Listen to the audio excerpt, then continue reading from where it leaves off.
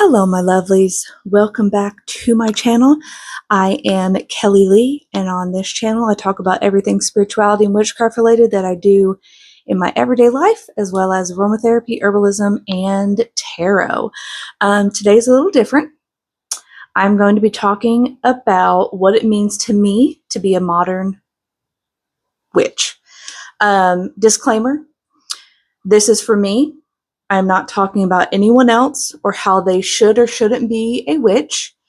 And being a witch is a very personal journey that each person needs to go on for themselves and to find out what fits within their spiritual journey and what they feel like falls under the term witch for them.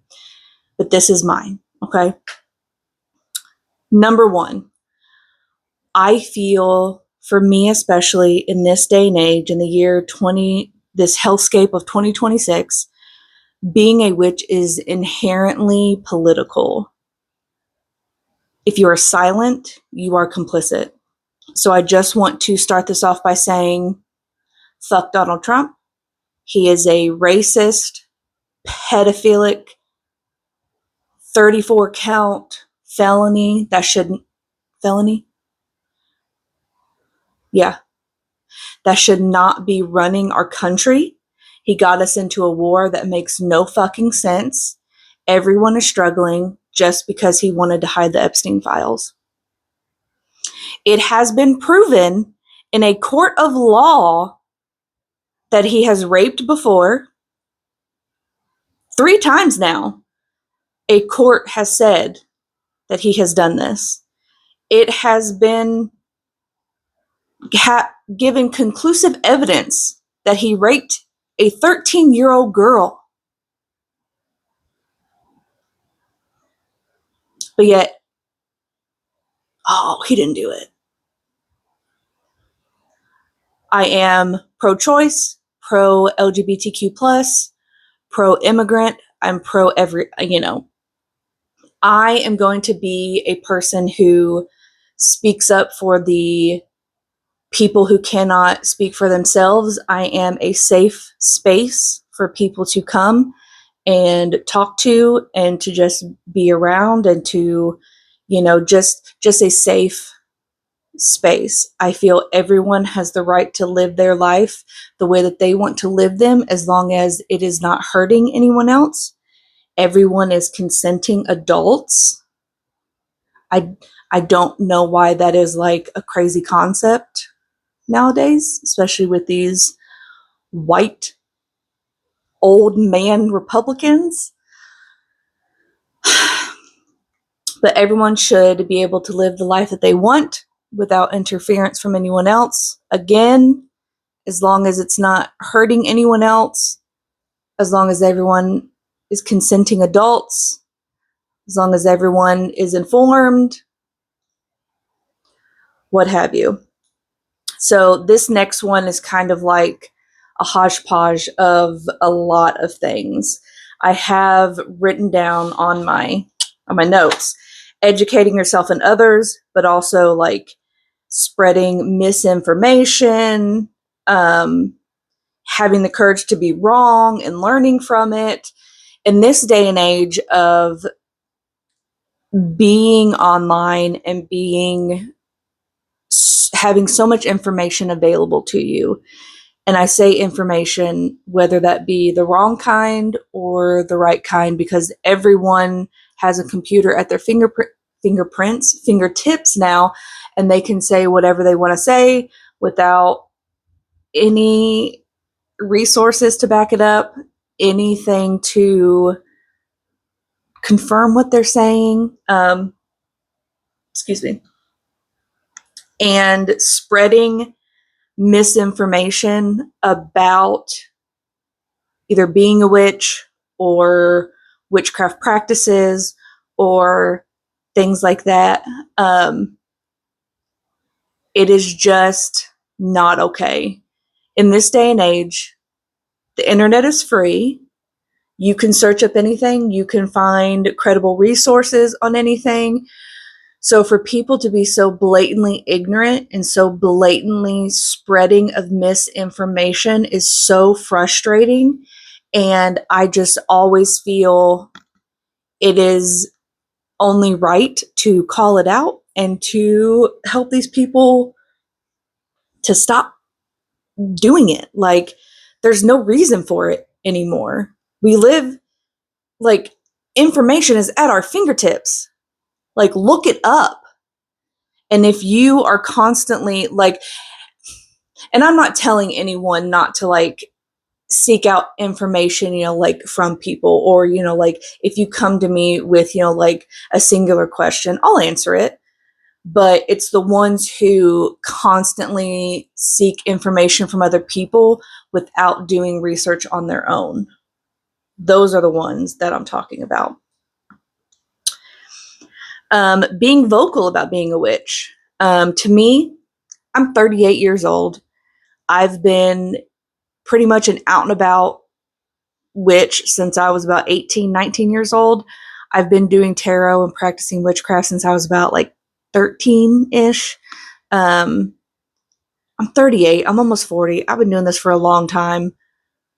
At the beginning of my journey, did I feel embarrassed or uncomfortable coming out and saying I was a witch? Of course. Everyone is at first. But now I'm so loud and vocal about it. I am so just unapologetically me and unapologetically a witch. I feel like my spiritual practice would suffer if I wasn't vocal about being a witch. Making videos on YouTube and speaking about these things is part of my spiritual practice. It's part of how I feel connected to myself, to others, because I am pretty much a solitary practitioner. This is the way that I connect with others, because I do live in a very rural, very Christian centered area. It is very hard to find like minded people. Have I found them? Sure. But the majority is not like minded. So I am solitary most of the time. I do have, my besties. They are also practicing witches. So we do sometimes get together and practice together, but we are all on very separate, different paths. And that's perfectly okay, but they don't always mesh together.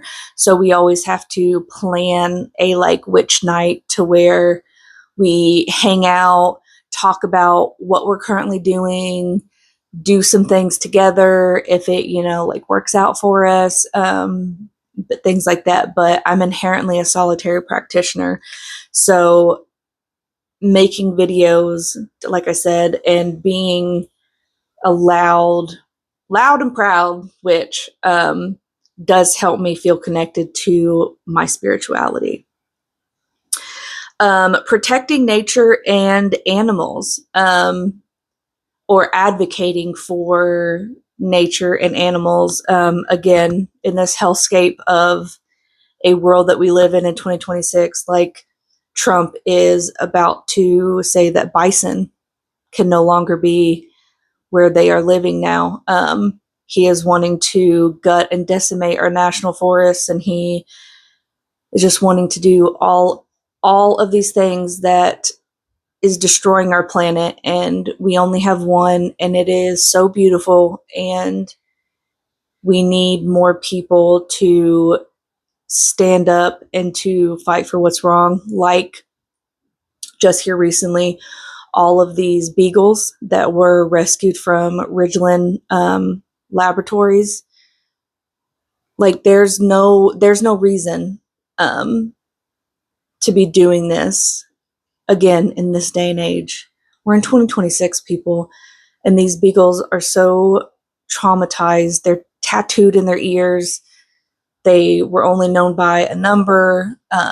They are so traumatized and so sad, and they are just trying, that's my Ellie, trying to just survive, and a lot of them got rescued, and they're going to shelters and rescue organizations all over the United States.